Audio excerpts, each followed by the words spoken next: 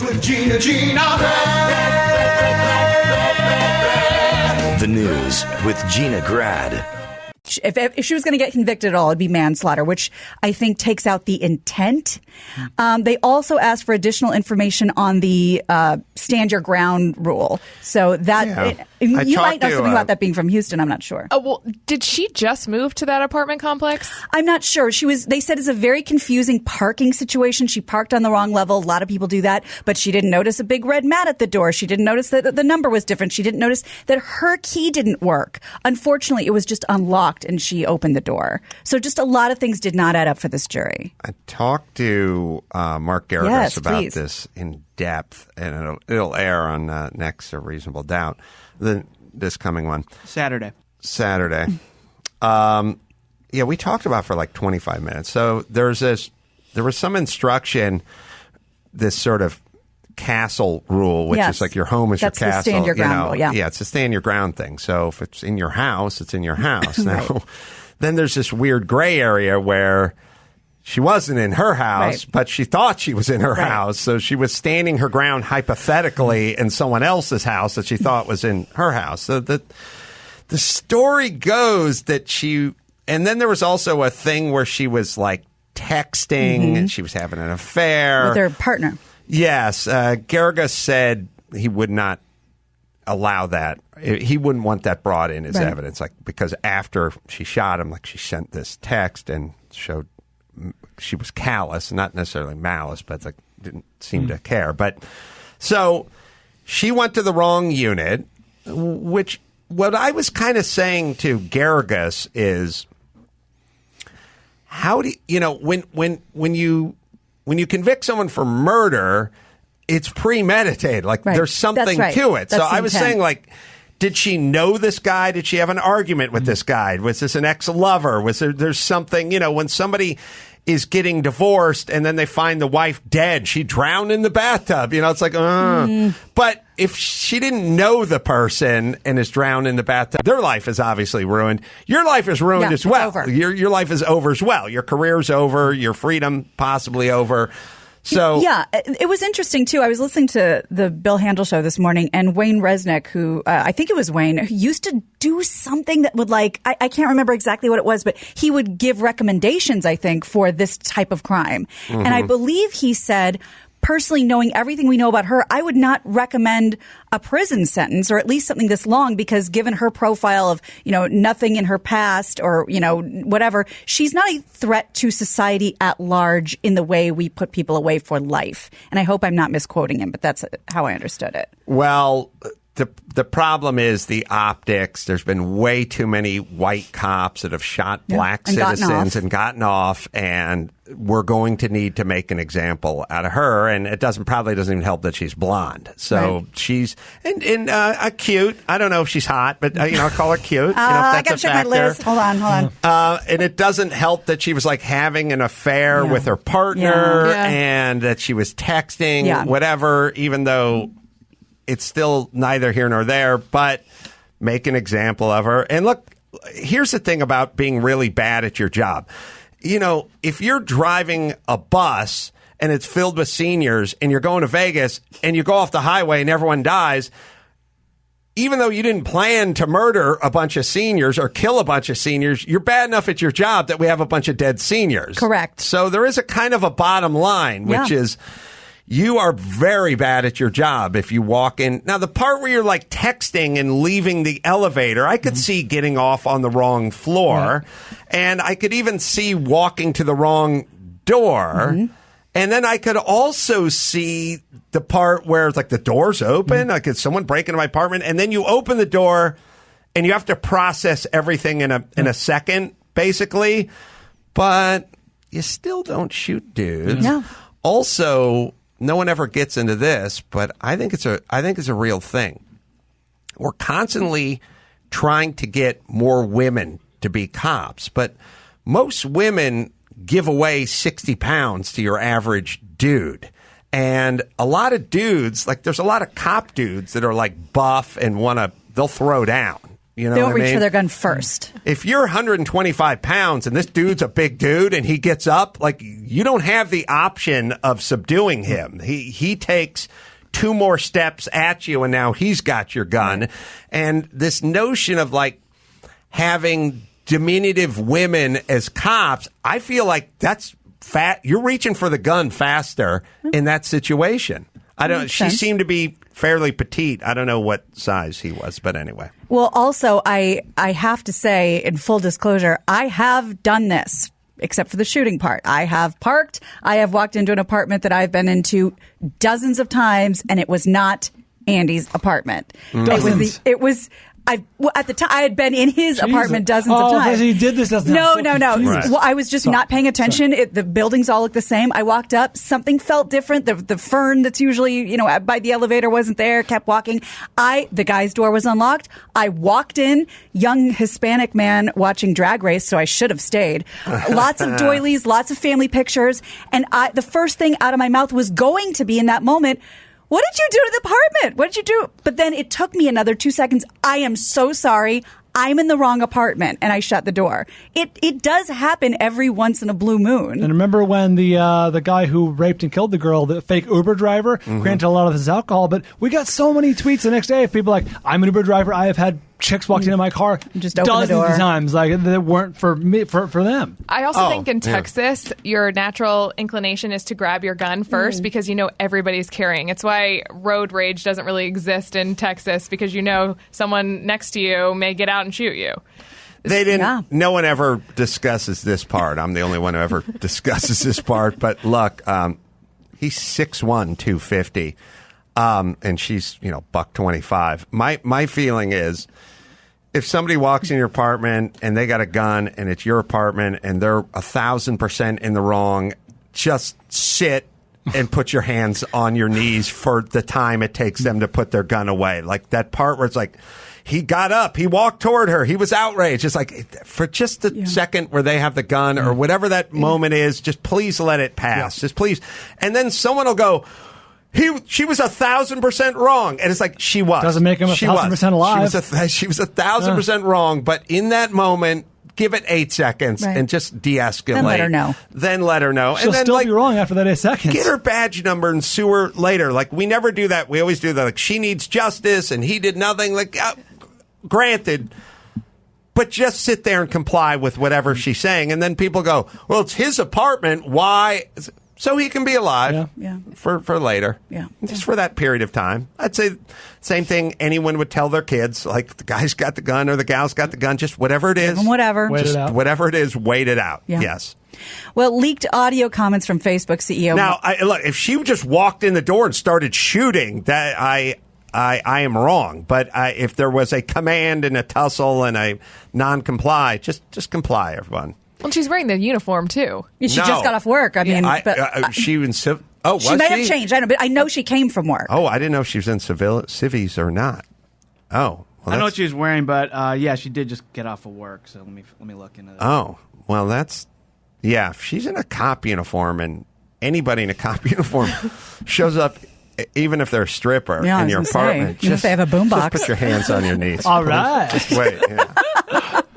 So leaked audio comments from Facebook CEO Mark Zuckerberg included him saying that the tech company would likely have no choice but to sue the government to stave off being broken up if Elizabeth Warren becomes president. Zuckerberg was allegedly doing this Q&A with his employees when someone asked about the possibility of the government breaking up big companies. And here's what Zuckerberg's response was to that question. Like Elizabeth Warren, who thinks that the right answer is to break up the companies, if she gets elected president, then I would bet that we will have a legal challenge, and I would bet that we will win the legal challenge. Does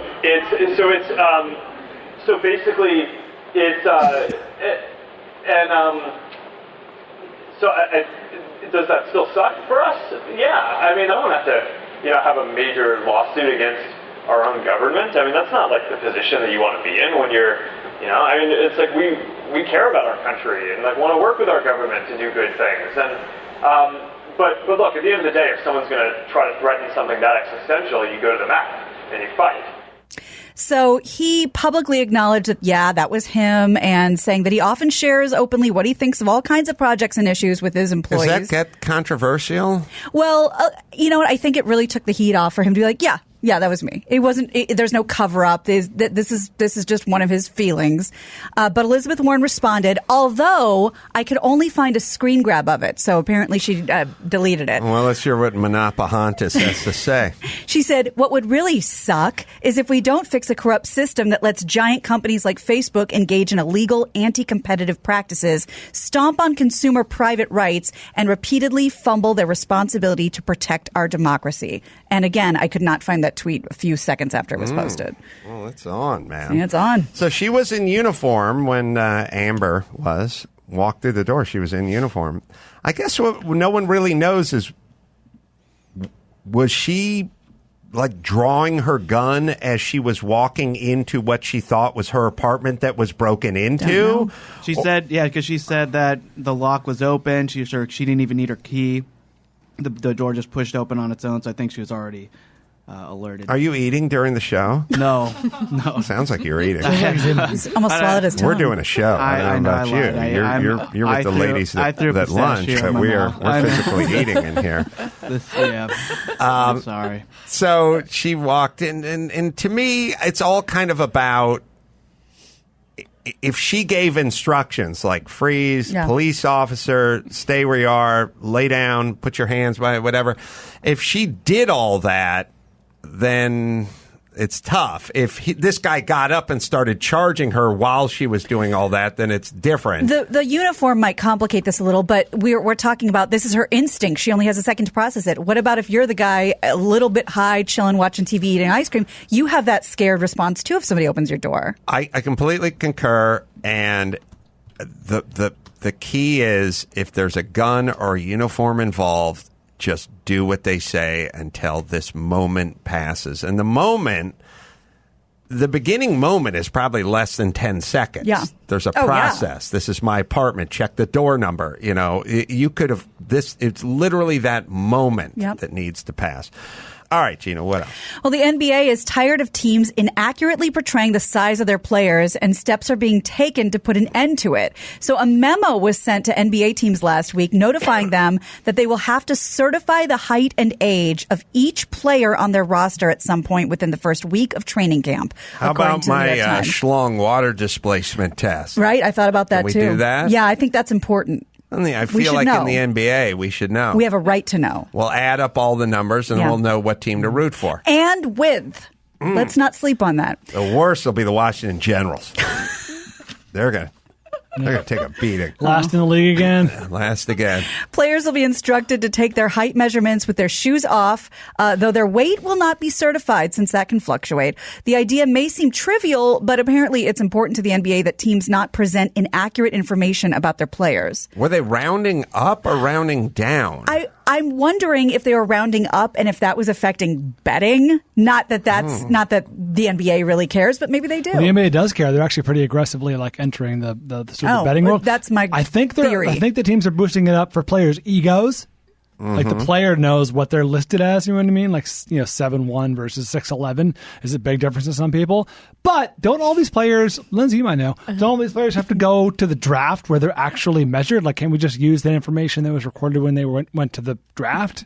Or combine or whatever? We could. I don't know where they're getting these numbers for. Like when you Google a player and Wikipedia brings up their height. I don't know where we're getting this information from, but I know that most of it is exaggerated. When I interview a player, I'm like, okay, you're not what I just Wikipedia. I should be on an Apple box and I'm able to stand on my own feet. Well, look, this may not be scientific, but what I do is I just pull up the photograph of them leaving the 7-Eleven after they robbed it in high school, and I check the door. The door. And a lot of those guys don't grow a lot from their senior year. That's not right. That's just what I do. That's not racist. It's accurate. I'm just asking. I'm looking for the truth. I'm just asking. Ernest, is it T? T. Bigot. Ernest T. Bigot's just asking. I'm just asking. That seems like the most accurate way. Wikipedia has me at 6'2". That's right. Eyes of blue. That's right. Okay. So I don't know if you've heard of this person, you but got to be hot when you're 6'2". You can't be cute. That's right. Too tall for for cute. Very interested in your take on Patricio Manuel. So boxing brand Everlast had chosen an unlikely athlete to be the new face of the brand. They did pick Patricio Manuel for its Be First campaign. Now, Manuel is the first transgender boxer to compete professionally, but it flies in the face of the way we usually talk about this. We're looking at a picture, I say more cute than hot. Yeah. So as a woman, Manuel was a USA National Amateur Boxing Champion, was invited to compete in the 2012 Olympic trials. However, a shoulder injury during that qualifying changed everything. And while Manuel was recovering from the injury, he then transitioned from female to male. Manuel fought his way back into the sport and became the first person to compete in a professional boxing match as a transgender fighter. So on December 8th, 2018, Manuel got into the ring with Hugo Aguilar at the Fantasy Springs Resort in Indio and won. And Manuel says he's incredibly honored to have been selected to tell his story for Everlast's Be First campaign and hopes this helps people think outside the box. Lots of aggressive tattoos and facial hair, looks biceps, and looks nothing like what you think a woman might have ever looked like. We have a quote from Hugo from after the fight. I will say that I have a standard, and it's not consistent. If you're going to go from the weaker sex to go fight the stronger sex, God bless you. There is no inherent advantage that I'm aware of. No, the bar is the bar. The problem is the other direction if you do have, in fact, a physical advantage. Running, boxing, like MMA, like whatever. So for me, if anybody, it's like saying in boxing, you don't get to go from heavyweight to middleweight and fight. But what if you identify as a middleweight? If you are 155 pounds and you would like to fight for heavyweight, you may. Right. Okay, try it out. It usually doesn't work, but there have been cases. Rocky Marciano was 181 pounds or 171 pounds or something. He fought heavyweight. It's a long time ago. We're still fighting guys, Ezra Charles or guys like that are like 200 pounds or plus. So that's the consistency. I don't want a bunch of big dudes coming down and mopping up in a lighter weight division. But if you're 165 and you want to fight the heavyweight champ, you may. And Patricio seems to have the goods. So I don't know if you were familiar with that particular boxer. It's tough because in the boxing realm, there's so many journeymen, tomato cans, like whatever. It's just you'd have to see what this guy's record was and who he fought. And they also do a thing of winning percentage of his opponents. Right. So strength of schedule, essentially. It's football. Right. That's it. Marciano, 188 is what he fought at. And either way. But good on him and fine. Well, a new city law requiring restaurants in L.A. not to serve plastic straws unless requested by customers has gone into effect. And I've experienced this twice so far. The first phase of the straws... You got to find Kamala Harris talking about it because she was cracking herself up. And it's a weird thing when you're cracking yourself up talking about something and no one else in the room is laughing because it's not even funny. There are so many examples of her lately of seeming like she had a smart cocktail before her interview. Oh. I don't know. Well, maybe she will get between my the vote. Debates. Yeah, I don't know. There's just a lot of giggling. Yeah. She's laughing it up, and I think she's trying to do this thing like I'm a regular person, but she was just like someone said, should we ban plastic straws or not? And she was busting herself up. They all have, the network of, advisors and political, people who investigate this stuff. Do you think she got some tip from her advisors? Like, hey, you're polling very serious. Everything's very serious. Lighten it up. And maybe she's leaning in a little too hard. Let's see what she has to say about it. Yeah. Plastic straws are a big thing right now. Yeah. Do you ban plastic straws? I think we should. Yes. I mean, look, I'm going to be honest. It's really difficult to drink out of a paper straw when if you don't gulp it down immediately, it starts to bend. Yes. And then, the little thing catches it. And then, so we got to kind of perfect that one a little bit more. So you ban it, but rely on innovation. I mean, we got it. Yeah, innovation is a process, right? You don't just do it. Innovation is a process, but let's encourage innovation, and I think we could do a little bit better than some of those flimsy plastic straws, but we do need to ban the plastic. All right, we're going to have. Am I right, ladies? So I have a solution to this. I think we're going to do better than the plastic straws, but if we can do 50%, I'll be happy. I'm on a show called Elevator Pitch, and we have entrepreneurs that come on the show, and they have 60 seconds to pitch us their idea. I just invested in a company called Final Straw. And it's a metal straw that you bring with you in a keychain, and it pops open, and it solves the solution of not using plastic or not using paper. How do you clean it? Dishwasher. Yeah. Oh. Dishwasher safe. I said the same thing on this show. Why don't we just use stainless steel straws like we do for forks and knives and shit that goes in the dishwasher? Because dumb people are going to impale themselves. Somebody already died on a horse. Number one. We give people knives at every restaurant. But they don't carry them in their pocket. Gina's got a show. It's called Elevator Bitch. She stands on elevators and gives people the stink eye. Yeah. That's funny. And then she always pushes a lower floor than what they push. She waits for them to go and push like 18, and she pushes 3. And then I just stare. And then stares at them. Yeah. Gina, we should have you as a guest on the show. You'd be a great guest judge. I love everything I'm hearing. The thing about the metal straw, and I'm all for everything. I recycle everything. I have the LED bulbs everywhere. It drives me nuts that, like, for instance, I was traveling somewhere. I was yelling at Max Paz. Like, the ceiling fan was on in the room I was in. I was like, shut that ceiling fan before we go out and go to do whatever. And it's like he kept pulling the chain, but there's no light on the ceiling fan. So you can't tell if it's like coasting or slow. It's like every pull, you got to wait 12 seconds. Did it speed up? Can we put your hand in? Put a little LED light on it, just like everything you own that just says off, and I'll just pull it till it goes off. Like, I hate waste, all that stuff. The metal straw is a little weird in your teeth. For me, that's kind of my thing. It's like snowflake. A little weird. So it's not as bad as the paper. I must chomp. I must like grab a little more with my teeth than normal. The paper comes undone. That's a dead last for all of us. Sadly. Nobody likes it. And I'm all for the part where you just get a metal straw and put your initials on it and dedicate it. But I'm also saying, I think we should cut back on the amount of stuff we consume with a straw. Yeah, or just don't use a straw. You go scotch and beer like me, you got no problems. Yeah. Don't need the straw. Yeah, except for when the little scotch gets the very bottom. You gotta get very bottom of the bottle. Then you need that metal final straw. That's right. But what about the models that do their champagne toast with the straw while they're getting their makeup done? What of them? They're hot. That's right. That's right. Cute. So Kanye West says he will only make gospel music going forward. No more secular music for him, according to Chicago music promoters who were in the room when he said this. West reportedly made the comment Saturday at a listening party in Chicago for his new album, Jesus is King, a Kanye West experience. I like God Digger. He says he's done being an entertainer, quote. Meanwhile, anyone attending the Chicago listening party was required to leave their cell phones in locked pouches, so no video has surfaced of this, but he says he's going full gospel. Well, when your wife makes $100 million a year, you can afford to experiment. Brian, you know this. Indeed. I'm stopping entertaining long ago. You can afford to experiment with your career. Yeah. You know what I mean? Yeah, like, absolutely. I think if Lynette made 10 times as much as me, I'd be like, I'm taking a year off and I'm going to enter a professional Trans Am circuit. I'm going to race cars for a year. Like, I'm going on a tour or whatever. Like, it becomes easier to experiment a little bit. Remember Brian from TMZ who came in, the guy who did the stand-up with the wife of the power player?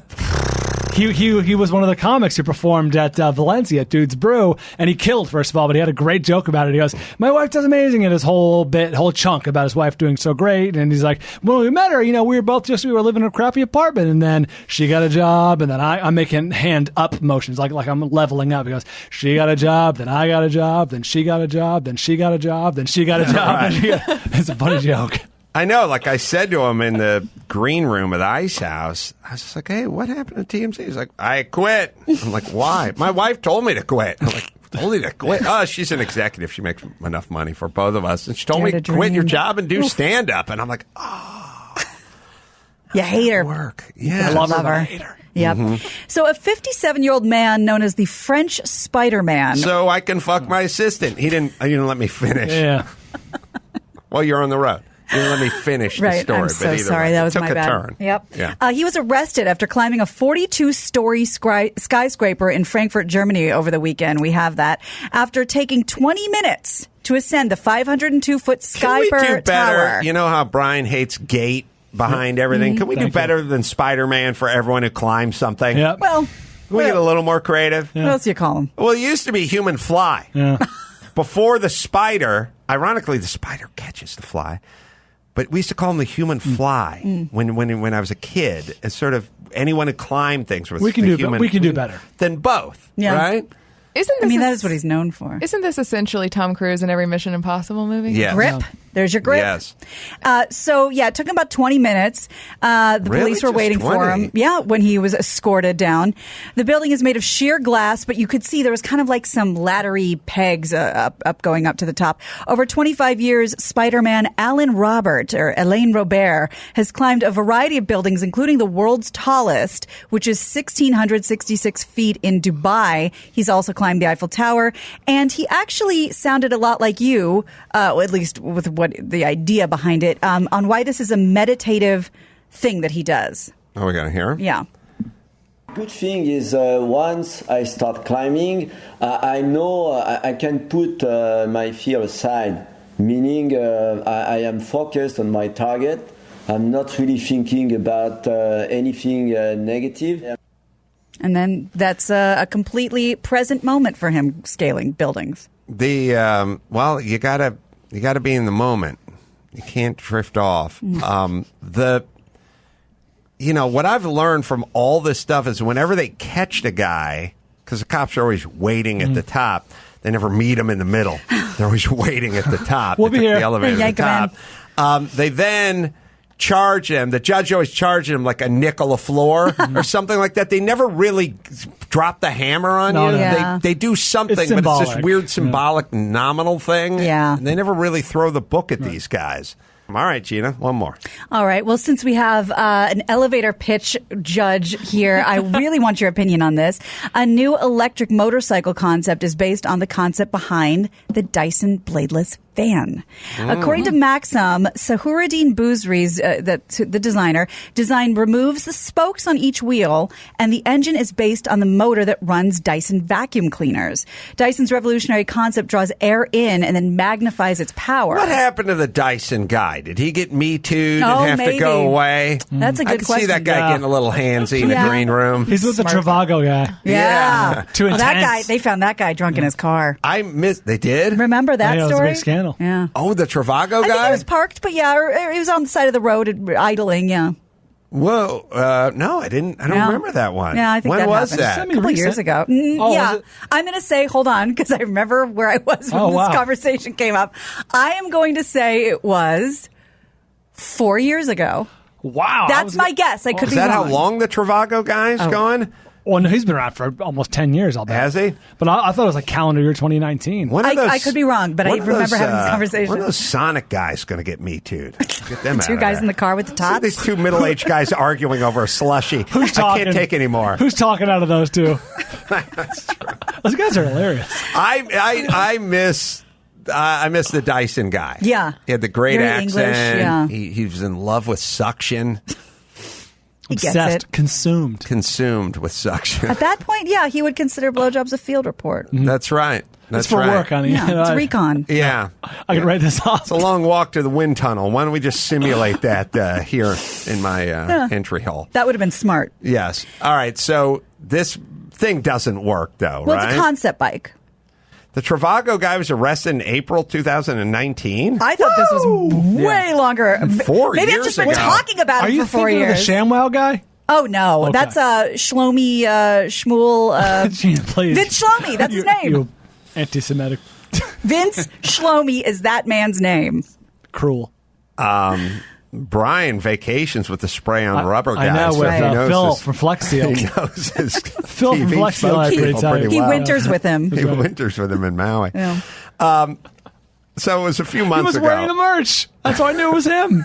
He was wearing. I was in an elevator in Kauai with Phil from Flex Seal. You know, the guy who would like cut out the bottom of a boat and like weld on like with his spray like a screen door. Just or something. say yes, so we don't have to watch the commercial. Yes. Anyway, he's wearing a Flex Seal shirt in the elevator on vacation in Kauai. Sham Wow guy arrested in 2009. Maybe I did switch him. Fighting a hooker. Yeah. Vince Shlomi. Oh. Slap chop. He looks like he may have lost to that hooker. Yeah, I was going to say, she looks like she got some punches landed on him. I know what he can clean up the blood with. Maybe it was that boxer before she transitioned. Patricio Manuel. Yeah. That's the wrong hooker to pick a fight with. So, sorry, where were we? That bike, Max, that bike can't work. Well, why not? It's because it's like you know when they go like a flying car, it's a flying car, it's a flying car, and then it kind of looks like a Cessna with a Volkswagen attached to the bottom of it. It's like it's not really a flying car. I imagine it would go fairly slowly, but I could see it powering two wheels. The picture of it looks awesome. Now, if that thing works, if that thing ran. I'm going to lower the bar. If you could hop on that thing and do what you would do on a rented moped in Mexico, if you could just go down the road and turn and keep up with traffic, if that was so, there'd be tons of video footage of somebody on that thing doing that. We're looking at a still picture of it. It looks cool. I've never seen it before. Show me video of that thing working. Motion. And if you can't find video, then it doesn't work because there would be the first thing you would do is take video of it if in fact it was going up and down the street. Yeah. It looks similar to their new hair dryer that's like $500 and doesn't really work that well. Oh, really? Yeah. That's good to know. Dyson has a hairdryer? Yeah. Oh, yeah. Oh, they're sucking and blowing? It's just that big circle, right? Yeah, it's a circle. Looks just like the wheel. Oh, know it really? didn't work. That thing. I bought it. It was about $500, and I had to justify spending that much. And I said, this thing better be a miracle. There it is. Yeah. And it doesn't work. Oh, that is so good to know. I returned it to Sephora. Yeah, Adam, they make those things you dry your hands into the bathroom. Where you have to the slip your hands blade. in the blade. Yeah. Yeah, that's Dyson too. So they don't just suck; they blow. Yeah. But until a study came out basically renaming those from the blade to poop bomb because they figured out all those things do is take the fecal matter and weaponize it. The crap spreader. Right. Yeah. So that's a hit. Not great. So if there's any footage of that motorcycle operating, There's not just the same pictures. I owe everyone an apology, but if there's not, in this world, if they're talking about the flying car, the motorcycle that's powered by the hairdryer, like whatever it is, if there's not a ton of footage of it doing what it says it does, then it doesn't. Yeah. It doesn't exist. Yeah. So it's like when like Elon Musk is like, oh, our new Roadster's got a top speed of 210 miles an hour. Good. Show me it going 210 miles an hour, because if it does, you capture it and you throw it up. You'd on the want internet. everyone to see it. That's right. That's how everything works. All right, Gina, let's bring it home. You got it. I'm Gina Grad, and that's the news. My body's far from a wonderland. My body's more like a pawn shop. Gina. That was the news with Gina Grad.